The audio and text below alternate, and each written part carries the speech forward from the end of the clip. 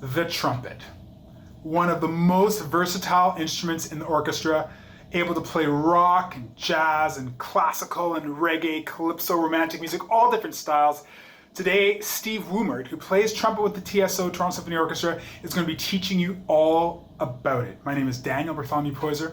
I'm the Principal Education Conductor of the orchestra, and we're so pleased that you're joining us today to learn from Steve with hundreds, maybe thousands of students from all over Ontario about how to put the instrument together, how to hold it, how to breathe, how to make your first couple of sounds. And because this is a video, we encourage you to stop. Stop when you need to and practice the things that Steve will be teaching you about the trumpet. It's such a fantastic instrument. You're going to have a ball. Make sure if you have questions at the end to ask us at schoolconcerts@tso.ca. Schoolconcerts@tso.ca, and we'll do our best to get back to you and let you know what's up. So get to your lesson with Steve, have a ball, stop when you need to, and keep on practicing.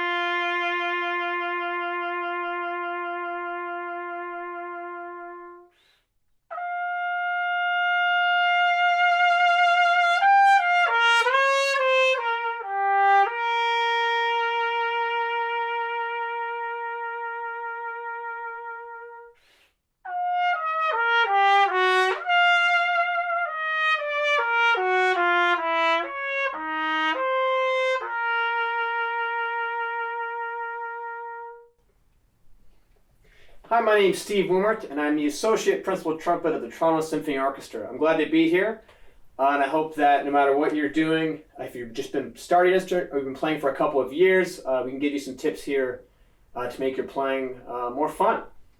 So that was a little bit of American in Paris by George Gershwin, and the reason I love playing trumpet is for a couple of reasons. The main reason is the sound. The trumpet has this beautiful, rich, bright, brilliant sound, all of the above. It can play loud, it can play soft, and it can play different kinds of music. You heard just something now that's a little bit jazzy. The trumpet allows us to play some jazz, but it also allows us to sit in the orchestra and play classical stuff like Beethoven or Mozart. Or we can go play in a rock band or a ska band. So I love it because it gives me so many different ways to express myself and to play different types of music.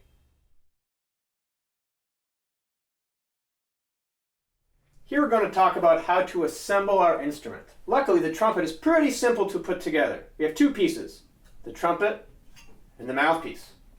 You've probably seen this sitting in your case when you open it up. So, pretty simple. If you ever turned a screw, you know the rule is righty-tighty, lefty-loosey.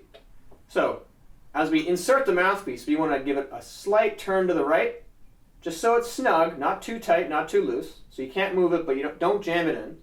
So righty-tighty as you put it in, lefty-loosey as you take it out. To review, righty-tighty in till it's snug, and back out.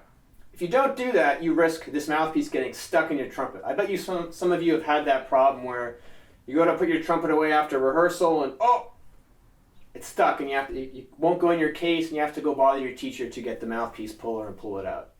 I've been playing trumpet for about 20 years and I've always done this method, righty-tighty in, lefty-loosey out, and I've never ever had a mouthpiece get stuck. One thing we want to avoid also is hitting the mouthpiece like this. It'll make a fun noise, but don't do it. That almost guarantees it'll get stuck, and then you're in trouble.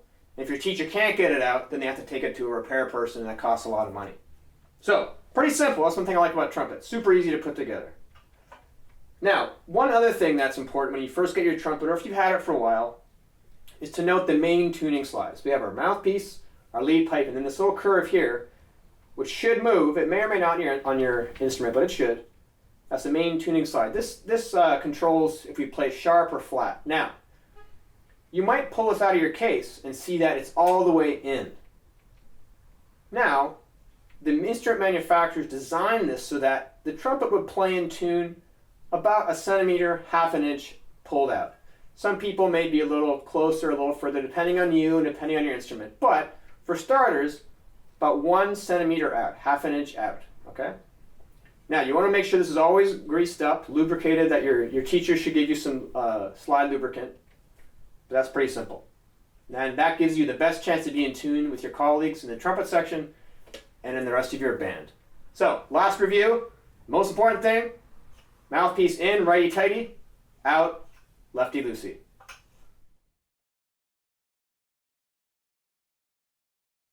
Now we'll talk about how to make a sound on our instrument, how to make a sound on our trumpet. So, the most important part of playing a wind or a brass instrument is the wind, is the air. So we need to have a good breath to send a good amount of air through our instrument. So, to start with a good breath, we want to have it as natural as possible. Next time you yawn, I want you to try and pay attention to how you breathe. A yawn is the body's easiest, most natural way of breathing. Because we don't do it on our own. It's the body doing it. It's involuntary. So, the way we're going to do this, you're going to put your hand on your stomach, right on your abs. As you breathe in, we're going to push our hand out, which allows the lungs to expand. And once our stomach's out, we can move the rest of our upper body a little bit to let lungs expand everywhere. So, out. Pardon me, in and out. It's all driven from our stomach, from our abs actually. Not our stomach, it's our abs. It's these muscles here. Nice and easy. Without a good breath, we don't have a chance to play with a good sound. So once we have our good breath from our abs, we then go to our buzz. As we all know, we need a buzz. Our lips need to buzz to create a sound. So, then into the mouthpiece. And then to the trumpet. Okay? So the buzz goes into the mouthpiece, and then we have that funny buzz in the mouthpiece, and then when we put it into the trumpet amplifies it and makes it into a much nicer sound. But without a good, healthy buzz, we won't have a good sound on the trumpet. To have a good, healthy buzz, we need to have our good breath. So we got our breath figured out. Now let's figure out our buzz. So I like to start it this way. Even if you played before, I want you to try this. So, I want you to put your hand beneath your chin. I want you to shoot the air down so it hits the top of your hand. So kind of like it hits your middle finger. And then slowly bring your hand up in front of you and follow the air. So the air is going to do this. So down and up. So the way our lips are here, when I come up, is our embouchure. The embouchure is the way the muscles all work together to create the best possible way for us to make our buzz. So again, down. Follow the air up. And then you can try and buzz when you get there. But don't move the muscles. Okay? So, then you're going to take your mouthpiece, do the same thing. Hand, down, air down, and then add in the buzz.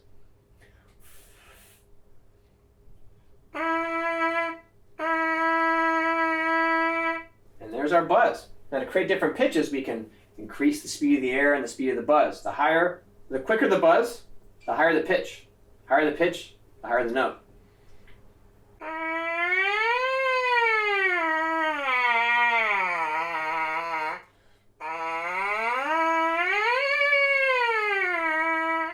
So, and that's how you produce sound on our instrument. Posture is very important when playing any musical instrument. Posture allows us to play our instrument as easy as possible. So, before we get into holding our instrument, we're going to talk about our posture. So, our best posture for playing trumpet is actually standing up. However, I know many of you in your band, your orchestra, or wherever you play at school will likely be sitting down at school. I recommend practicing standing up sometimes at home, if not all the time. But for now, we'll do it sitting. So when I sit, I try and recreate my posture like I'm standing, just sitting. So that's usually the upper body. I'm trying to keep my upper body the same as I'm sitting as when I'm standing. So you may be told to sit the front of your chair like this, or the middle of the chair like this, or the back of the chair. Each is fine. There's positives to each of them. I sit at the back of my chair only because I have a chair where I can put my butt right into the very corner where the top meets the back, or the back meets the bottom, and I can have my upper body be straight just like I was standing. Now we can do this when we're sitting forward too. That's great. Here's how I do it. So upper body is just like we were standing. Feet flat on the floor. Legs just naturally a little bit apart. Not too far, not too close, just natural. Natural is the key here. So we have our sitting posture all set. Now to hold the instrument, we're going to start with our left hand. So the left hand holds the weight of the instrument. So this is the valve section here. This is what we're going to grasp. So I take my ring finger and put it in this ring. Some of you may not have this ring, some of you might. Depends on your trumpet. If you have it, use it. If not, don't worry about it. Also, people's hands are different sizes. You might have to adjust this part slightly. But I put my ring finger through there, my hands underneath the bell, my thumb here. And that holds the weight of the instrument. Now, you might notice my trumpet is on a slight angle. Not crazy, but just a bit. This is so my arm, let me show you my arm here, is straight. I don't want any weird angle. So my forearm up to my top of my hand is straight, which gives me a slight angle. Nothing crazy, just a bit. So that holds our instrument. Nice and easy. Arm not too far out, not too far down, just nice and easy. Okay? So our right hand moves the valves, which helps us change notes. So I actually use this pinky ring. Some people say use it, some people say don't. I tell my students to use it. However, if I see them pulling this towards them, I will have them put it on top. Okay? So you can use it as long as you're not going to use it to push the trumpet into your face. So, take my thumb underneath the lead pipe, this pipe here, between the first and second valve. First valve's towards you, third valve's away from you. Underneath the lead pipe between the first and second valve, and then my fingertips on top of the valve. It's like a crab claw, very efficient. The fingers can push the valve down into my thumb. Nice and easy, okay? And pinky ring in there. We bring our horn up again. Nothing like this, not like this, just nice and easy. So, to recap, we want our upper body just like we were standing, but sitting. Nice and straight, nice and easy. Left hand holding the weight of the horn, the trumpet. And right hand, thumb underneath the lead pipe between the first and second valve. Fingertips on top of the buttons. Fingertips, not like this. Fingertips. And then in the pinky ring. So, that's our posture and how to hold our instrument.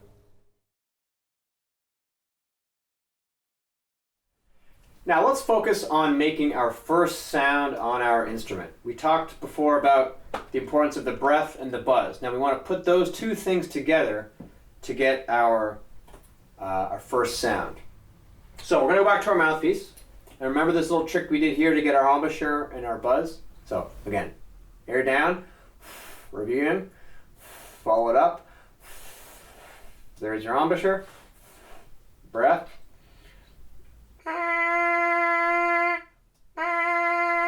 There's our buzz.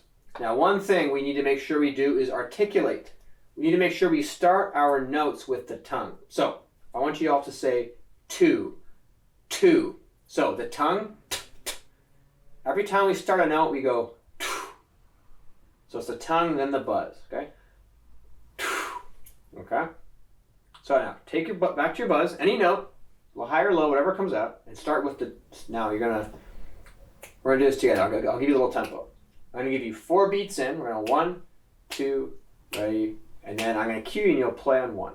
Okay, we're gonna breathe on beat 4. 1, 2, ready. Say it one more time, just like that. 1, 2, ready. Good. Now, instead of going, we're gonna buzz now, but still with the tongue. 1, 2, ready. Here it is again. 1, 2, ready. Okay, and there's our buzz. Now let's put our mouthpiece in, righty-tighty, into the trumpet. Same thing. We're going to count in, have our nice breath, and right to the trumpet. So, a variety of notes might come out. You might get a low C, you might get a G. Okay? I'll start with a low C. 1, 2, ready.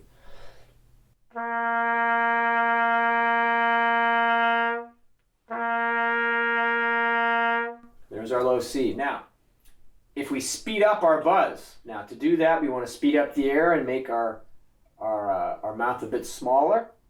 We'll then pop up to a G.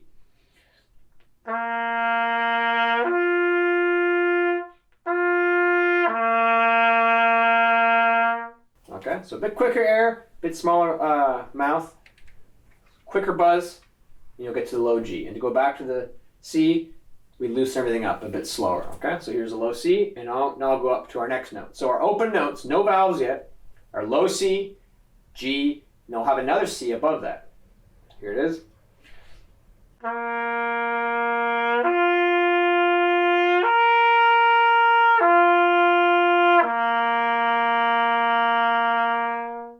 So there's our first note. Now let's all try and get a low C. Okay, so let's go. Nice, easy breath. 1, 2, ready.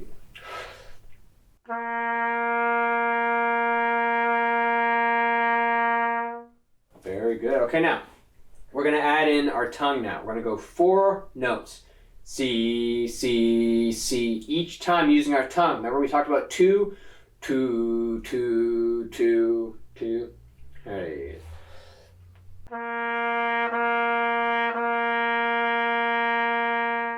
That's how we tongue. Okay, so there's our first notes. And then eventually we'll learn the vowels and we'll learn how to connect those open notes until we can play all the notes in the scale. Okay, we'll play high and low and everything in between. Okay, hope you learned something and good luck playing.